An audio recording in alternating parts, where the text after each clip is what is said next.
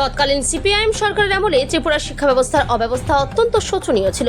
মুখ্যমন্ত্রী ডাক্তার মানিক সাহা শুক্রবার ত্রিপুরার শিক্ষা ব্যবস্থার মনোন্নয়ন ও আধুনিক পরিকাঠামো গঠনে এক বড় পদক্ষেপ নিল বর্তমান বিজেপি পরিচালিত ত্রিপুরা সরকার। আজ এক অনুষ্ঠানের মধ্য দিয়ে ত্রিপুরার 5টি সরকারি বিদ্যালয়ের নতুন ভবন নির্মাণ কাজের শিলান্যাস করলেন মুখ্যমন্ত্রী ডাক্তার মানিক সাহা। উপস্থিত ছিলেন আগরতলা পৌর নিগমের মেয়র দীপক মজুমদার, বিধায়িকা মীনা রানী সরকার, কর্পোরেটর অলোক রায় সহ শিক্ষা দপ্তরের উচ্চপদস্থ আধিকারিক, বিদ্যালয়ের শিক্ষক শিক্ষিকা সহ ছাত্রছাত্রীরা। মূল অনুষ্ঠানটি আয়োজিত হয়েছিল পিএম শ্রী এডি নগর ইংলিশ মিডিয়াম স্কুল প্রাঙ্গণে। সেখানে মুখ্যমন্ত্রী স্বহস্তে ভূমি পূজন ও ভিত্তিপ্রস্তর স্থাপন সম্পন্ন করেন। একই মঞ্চ থেকে তিনি ভার্চুয়াল মাধ্যমে ত্রিপুরার আরও 4টি নামী স্কুলের নির্মাণ কাজের ভিত্তিপ্রস্তর স্থাপন করেন। ত্রিপুরা থেকে বিক্রম কর্মকারের রিপোর্ট, বিগ নিউজ বাংলা। কোনো অবস্থায় বাধাপ্রাপ্ত যেন না হয়।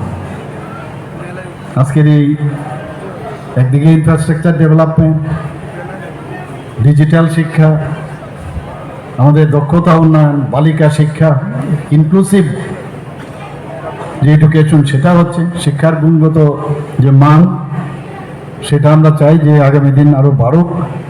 আপনারা শুনে খুশি হবেন যে অনেক সময় অনেক স্কুল তার সংস্কারও করতে হয়। কালকেও আমি কথা বলছিলাম যে 10% আমরা সমস্ত ডিপার্টমেন্ট, শুধু স্কুল এডুকেশনে না, যে 10% আলাদাভাবে দেওয়া আছে শুধু যে অ্যানুয়াল মেনটেন্যান্সের জন্য, এবং প্রপারলি সেই জায়গার মধ্যে কিন্তু মনিটরিংয়ের একটু সমস্যা রয়েছে। আমি কালকেও চিফ সেক্রেটারি মহোদয়ও ছিলেন, ওনাকে আমি বলেছি যে এটা আপনি দেখুন কেন এটা প্রপারলি ইউজ হচ্ছে না।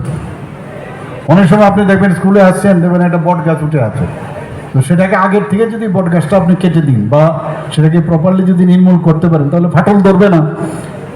কোনো জায়গায় দেখা গেছে যে সিমেন্টের যে সেটার যে প্লাস্টার চলে এসছে, আগের থেকে যদি আমরা সেটা করি তাহলে অনেকটা সুবিধা হয়। এর জন্যই মেনটেন্যান্সের কোনো ক্লাসের মধ্যে বেঞ্চ খারাপ, সেটাকে প্রপারলি আবার রিপেয়ার করা।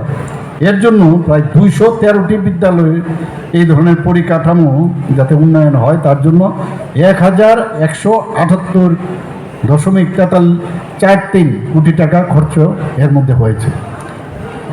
আমাদের চাই যে ধীরে ধীরে এইভাবে এই ধরনের সমস্ত স্কুল এগুলো ডেভেলপ আমরা করব।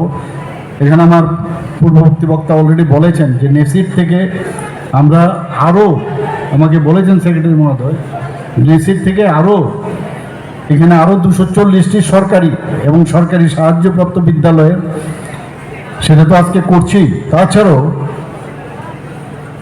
আরও প্রায় 240টির মতো তারও অলরেডি অনুমোদন চলে এসছে, সেইগুলো আগামী দিন এখানে হবে।